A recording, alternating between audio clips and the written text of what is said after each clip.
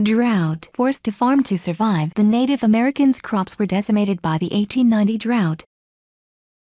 Wovoka, a Native American living on a reservation who had a vision that started the ghost dance movement.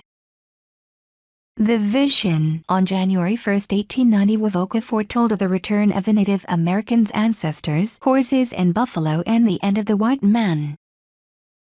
Invincible. Followers of the ghost dance believed that if they wore shirts with special markings they could not be hurt or killed.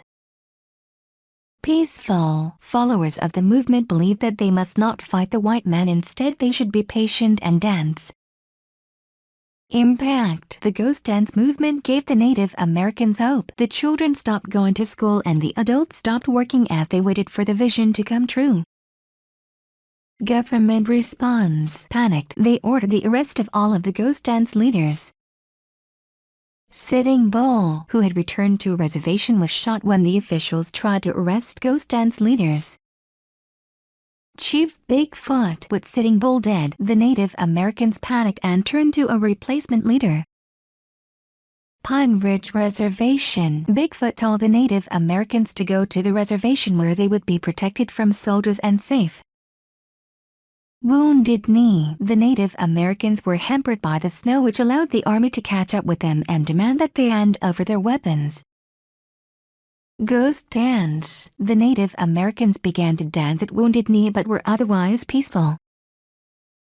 250 Native Americans were killed in 10 minutes by the soldiers.